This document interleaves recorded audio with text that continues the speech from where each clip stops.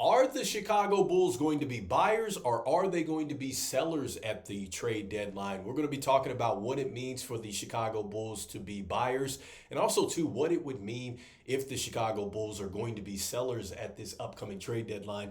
This is your host, Rico Greenhowe, and you have found yourself on another episode of Bulls Digest. And so today we're going to be looking at the possibilities around the Chicago Bulls if they become buyers and if they become sellers at this upcoming trade deadline. And this really stems from a report from Casey Johnson. He actually does a mailbag episode. I believe it's on Chicago Sports Network. It's on YouTube.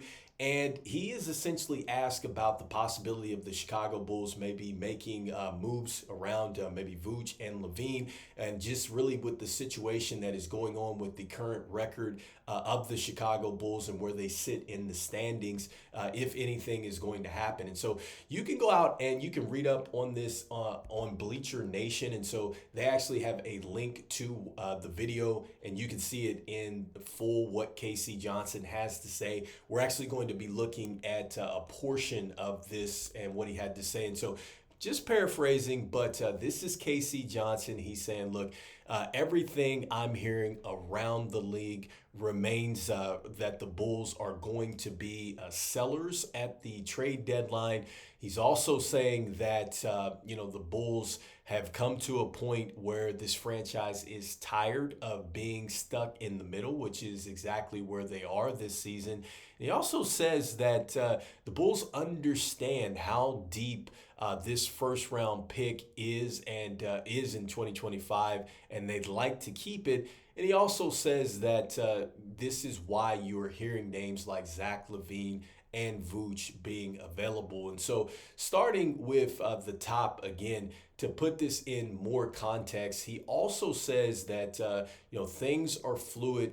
You never say never. And he's saying, look, if the Chicago Bulls did something wild like win 11 of 13 games, then that would actually maybe change them from being sellers to possibly being buyers, right? Versus what he's been hearing around the league. And so starting with what he's saying with the Bulls being sellers and continuing to hear that, I think that if you're in the camp of the Chicago Bulls tanking, then you like to hear that they are going to be sellers. And also, too, if you want to see this team really shake it up and try to get out of the middle, then that would mean that you're definitely loving the fact that you're hearing the Bulls are going to be sellers. Because I think personally, if the Bulls are moving off of just Vuce and Zach LaVine, or excuse me, Vuce and Lonzo Ball, I don't think that that necessarily puts the team into a situation where it's going to be tanking. I still think that if you keep LaVine on the team with some of these young pieces and depending on what you get back, I think that it quite frankly could still be a team that actually is still pretty much competing in the middle. Who knows what happens from the long-term vision? I mean, that's something that you'd have to address depending on what you get back in a trade. But I do think that if the Bulls were to somehow trade off LaVine, Vuce, Lonzo, then I think that the team drastically changes. And I think that it's maybe more realistic that the Chicago Bulls are keeping that first round pick. But as it stands right now, I think that that's tough to see. And I think that it's interesting in some of these comments, because he's saying that, the Bulls are like a franchise that's tired of being in the middle. And it's like, man, I wonder, because as a Chicago Bulls fan and just really looking at this team, I mean, if you're tired of being in the middle, it suggests that you would have made some moves, quite some time ago to really get out of this situation. We know that the roster has an awkward roster construction. We know that there's players that need to be developed. You have players that maybe are in the way of some of those players developing. And then on top of that, like just from the performance standpoint, the records are actually similar over the last 3 years. And so there's a lot of data that suggests that, yes, you're in the middle, so you have to do something different. And the Bulls front office have been just reluctant to do so. And so, with that being said, the first part of Casey Johnson and what he said that's not on the screen, with it's being a fluid situation and the Bulls could maybe change and be a buyer. My question is, that's fine if you want to be a buyer, because what that means is if you're buying, Now you're saying, okay, we want to acquire players that are going to help us make a playoff push. That's what that's saying. Now, you've been hearing that the Bulls want to win. That's all you hear from Billy Donovan. That's all you hear from the players. And obviously the players and the coaches don't tank.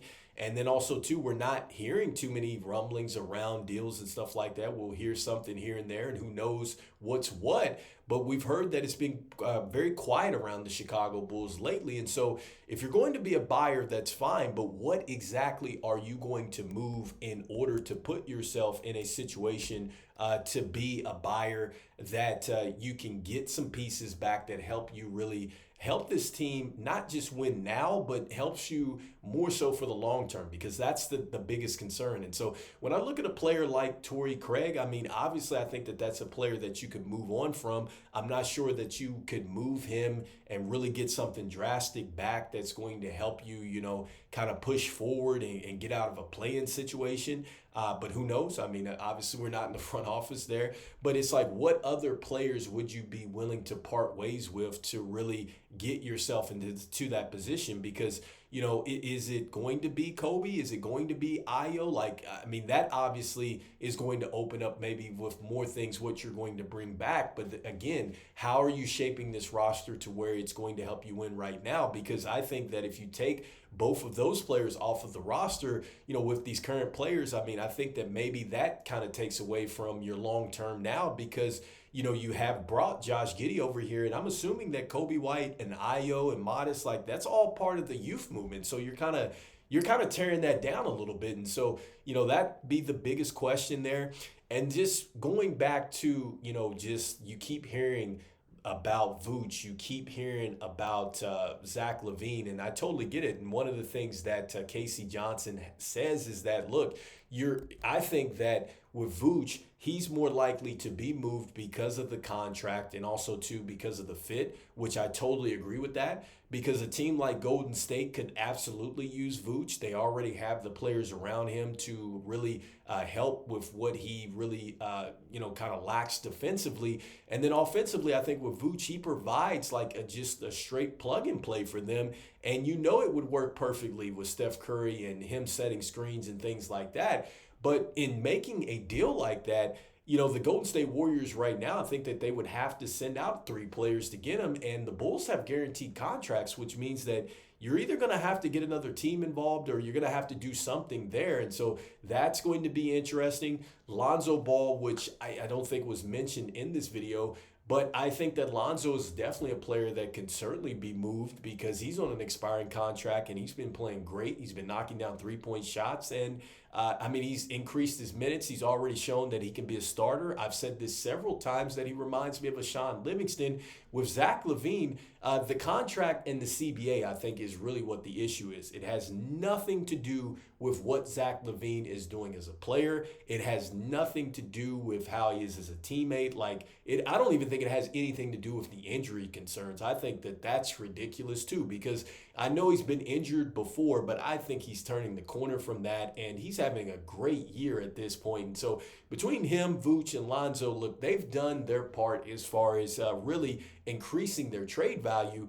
It's now really up to what does AK want to do. And I've said this several times, it comes down to a plan. And this is also something that is telling. If you go to Bleacher Nation and you look under what Casey Johnson had to say, this last part, it's interesting and it's a bit concerning if you want to see this team really shake it up. But this is from Sam Amick of The Athletic, and he's saying, look, it's the Chicago Bulls' self-induced mediocrity with the fact that this front office, paraphrasing with AK, they haven't made a trade in 3 years or 3 seasons here. And so, look, I just told you about the Chicago Bulls, the record, and really just some of the things that we're seeing is just showing you that they're kind of running it back. And one other thing that they mention is that the Chicago Bulls have set maybe a high asking price, or the trade value is high on certain players. And so that right there maybe makes teams be reluctant to maybe do some business with the Chicago Bulls. And so I find that interesting. And so, look, I don't know how you can improve your team if you're scaring off other teams from really doing business with you. So anyway, let me know in the comments what you think about this recent report from Casey Johnson. Do you feel like, you know what, Casey, he's saying that they're sellers, that the Chicago Bulls are in fact going to be sellers, but how much of the sellers are they going to be? Are they going to be sellers to where they're tanking? Are they sellers to where they're just maybe making some minor changes? Because that's two different things. Or do you feel like, you know what, the Chicago Bulls are somehow going to throw some pieces together and become buyers? And that means that you're now pretty much retooling the roster to where you're just making not only a push, I think, for this year, but you're making a push for maybe a short amount of time with your window, but you're making a push by adding talent. So I'd love to hear what you're thinking in the comments. I want to thank everybody out there for liking, sharing, and subscribing to the channel. It means a lot here as we try to reach our goal of 5,000 subscribers. And I want to let you know about 66.8% of you that watch are not subscribed to the channel. So make sure you slam dunk on that subscribe button for us. And look, even though the Chicago Bulls are in a situation where I said ultimately at this point before, they've got to make a decision. You have to make a decision. Either you're trying to rebuild this thing, or you're trying to push it into a direction where you are going ahead and you're retooling the roster, you're getting younger, and you're eventually just kind of reshaping, but you have got to really come up with a plan that makes sense, and it's not just for the short term. So anyway, let me know in the comments. Go Bulls. I'll see you in the next one. Peace.